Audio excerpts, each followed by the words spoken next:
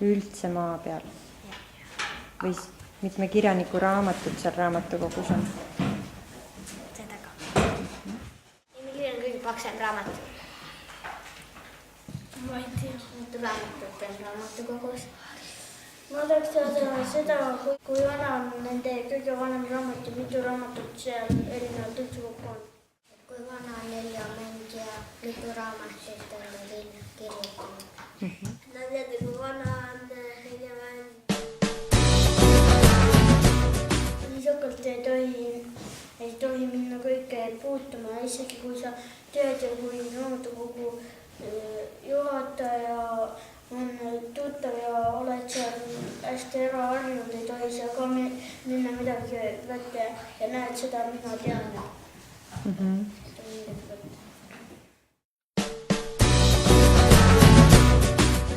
Seal on mõni parimad aabitsalood ja karuaabits muidugi,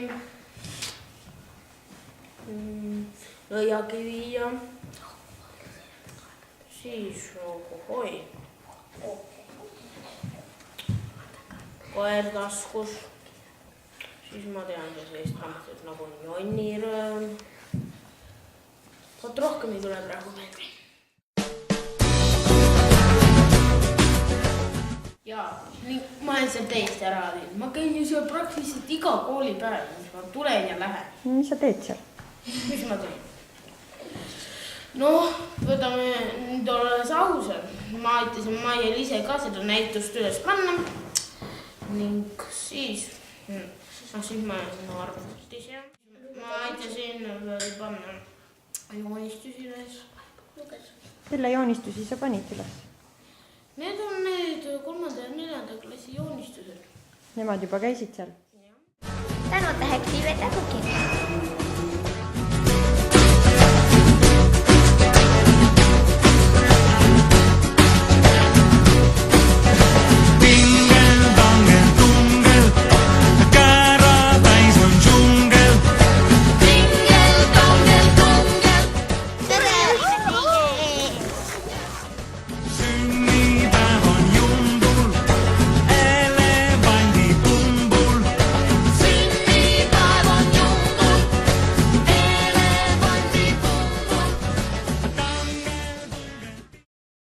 Sai kutsutud teid ju sünnipäevale.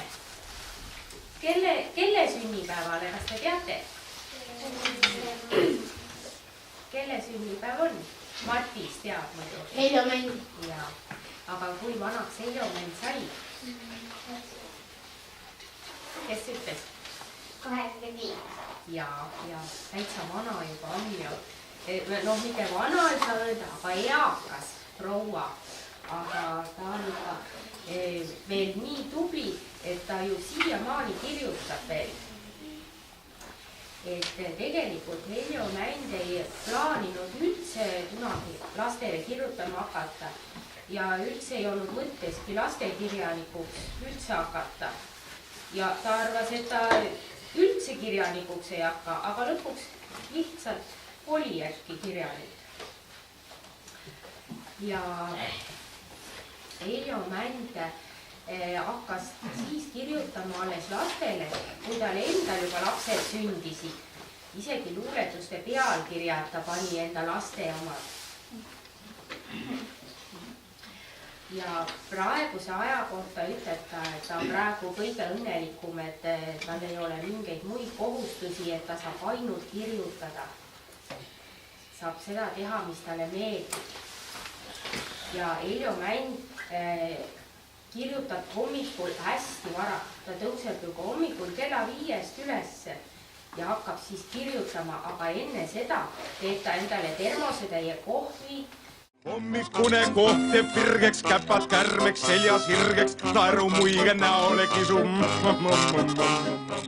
Ta on tuntust saanud just enda mõmmi lugudega, et ta arvab, et kuskil 3/4 tema tuntusest on tänu mõmmi lugudele üldse. Ja siin on ju see karuaabits. See on ju selline hästi vana raamat. Sellel karuaabitsal on ka sel aastal juubel. Karuaabits saab 40-aastaseks. parimad aabitsalood, see anti välja siis, kui Heljo Mänd sai 80-aastaseks. Ja Heljo Männi esimene luulekogu või üldse esimene raamat, mis välja anti, oli luulekogu Oake. See oli selline väikelastele mõeldud luulekogu, aga seda siin Salme raamatukogus ei ole, see on nii vana. Ja üldse on palju, tal on väga palju luuletusi, muinasjutte, jutte, siis näidendi kogumikke, ta on veel tõlkinud ja aga miks Heljo Mänd üldse, millal ta kirjutama hakkas? Tegelikult ta hakkas juba lapsest peale kirjutama.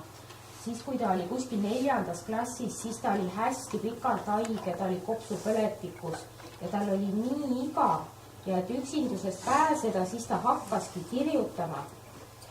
Ja umbes 5. klassis kirjutas ta enda esimese näidendi ja ta lavastas ka selle. Siin on näiteks üks hästi vana, see on see Mõmmi, Sabata, Krokodill ja teised. See on näidendi kogumik ja siin sees on ka see telelavastus Mõmmi Aabits. Kas te olete seda näinud? Pealegi jänes otsib teed, kõikjal ees on kevade teed. Vee all pehme muda käärib, see vist käppa mustaks määrib. Jänes hüppab keks ja keks, kuid käpp saab ikka poriseks. On see kevad alles nuhtlus. Hoidsin küll, kuid vaat, mis juhtus. Jänes pahur metsa all, päike muigab üleval.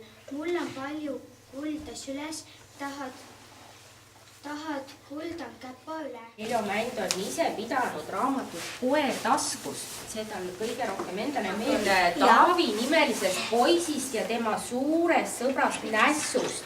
Ja Nässu oli selline vahkummist koer, mis mahtus talle taskusse, aga nad olid hästi suured sõbrad. Mis Taavile meeldib ja teisel pool on pisike jutt, mis talle ei meeldi. Ka huvitav teada. Laulda, vaadata tänaval, ekskavaatorid, vaielda telefoni vastu võtta, natuke uhkustada, vanaema käest pühadeks kaarti saada, uksega kõikuda, viia lasteaeda igasuguseid asju, Merisemalt vahtkummist koera näisjutt, et kõige rohkem meeldib Taavile olla suur, sest siis võib teha, mis sa tahab. Hip-hip, hurraa! Hip-hip, hurraa! Hip-hip, hurraa! Et ikka meid kutsutakse, kui midagi vahvat siin toimub.